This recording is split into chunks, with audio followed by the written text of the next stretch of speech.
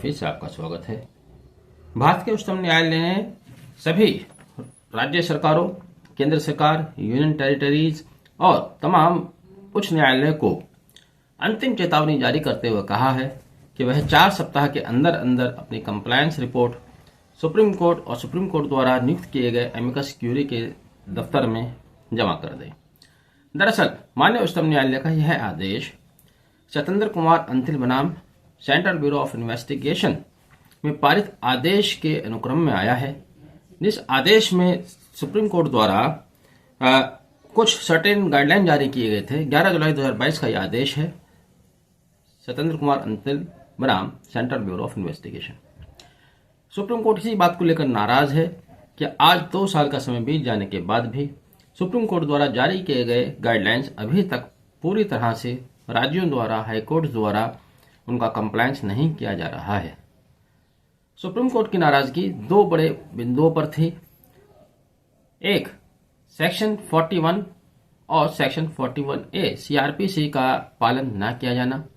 दूसरा, मजिस्ट्रेट द्वारा जब उसके समक्ष कोई अभियुक्त लाया जाता है तो इस बात की तसल्ली करना, खुद को सेटिस्फाइड करना कि पुलिस अधिकारी द्वारा, इन्वेस्टिगेटिंग ऑफिसर द्वारा धारा 41 और धारा 41A का कंप्लायंस किया गया है।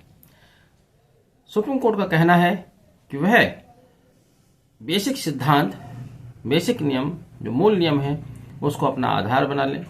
वो यह है कि bail is rule, jail is exception. लेकिन देखने में यह आया है कि बहुत से न्यायालय अभी भी उस पर अमल नहीं कर रहे हैं और बिना सोचे समझे अभियुक्तों की जमानत याचिका खारिज कर देते हैं।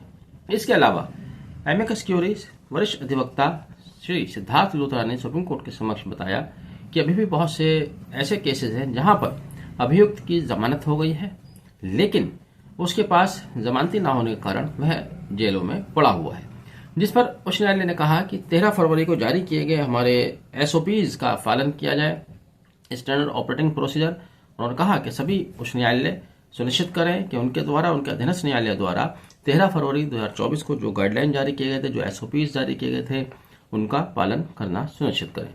तो यहाँ पर सुप्रीम कोर्ट खासा नाराज है। सिद्धार्थ लूथरा साहब ने यह भी बताया कि अभी भी कुछ राज्य हैं जिन्होंने उनके गाइडलाइंस का कंप्लायंस नहीं किया, जिनमें वेस्ट बंगाल, केरला, मिजोरम, नागालैंड, लक्षद्वीप, दादर नागर हवेली, मेघालय, पंजाब, सिक्किम और उत्तर प्रदेश, जिन्होंने अभी तक कंप्लायंस रिपोर्ट भी उनके कार्यालय में उपलब्ध नहीं कराई है और सुप्रीम कोर्ट द्वारा जारी किए गए दिशा निर्देशों को भी कंपाइल्ड नहीं किया गया है। तो सुप्रीम कोर्ट द्वारा अब तमाम राज्य सरकारों को, यूनियन ऑफ इंडिया को, हाई कोर्ट्स को ये अंतिम अवसर दिया गया है कि वह 4 सप्ताह के अंदर रिपोर्ट सबमिट करें। साथ ही उन्होंने यह भी कहा कि तमाम सेशन जज और मजिस्ट्रेट इस बात का ख्याल रखें, यदि पुलिस अधिकारी द्वारा सुप्रीम कोर्ट के जारी किए गए सत्येंद्र कुमार अंतिल बनाम CBI में डायरेक्शंस का पालन नहीं किया जाता है तो तुरंत इसकी रिपोर्ट डिस्ट्रिक्ट जज से करें और डिस्ट्रिक्ट जज इस पर 1 महीने के अंदर त्वरित कार्रवाई करके रिपोर्ट सौंपे।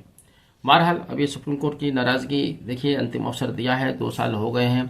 सुप्रीम कोर्ट ने तो उस समय यह भी कहा था कि जमानत के ऊपर कोई कानून लाया जाए, लेकिन केंद्र सरकार द्वारा अभी तक बेल के ऊपर कोई कानून नहीं लाया गया है। हाँ, इतना जरूर किया है, BNSS में जमानत शब्द को डिफाइन किया गया है, लेकिन ये अपर्याप्त है। सुप्रीम कोर्ट का तो कहना यह था कि जमानत के बारे में कोई स्पष्ट कानून लाया जाए। ये सही है कि जमानत को लेकर कोई स्पष्ट कानून नहीं, कोई दिशा निर्देश नहीं, बस न्यायालय की डिस्क्रिशनरी पावर्स के ऊपर चल रहा है मामला, लेकिन आज तक केंद्र सरकार द्वारा उस पर भी कोई अमली जामा नहीं बनाया गया है। अब देखते हैं कि 1 महीने का समय दिया गया है, 4 सप्ताह का। 4 सप्ताह बाद क्या इसमें कोई पॉजिटिव रेस्पॉन्स आता है या नहीं, और अगर नहीं आता है तो उसके बाद सुप्रीम कोर्ट का अगला कदम क्या होगा। आपने वीडियो आखिर तक देखा, thank you, have a nice day.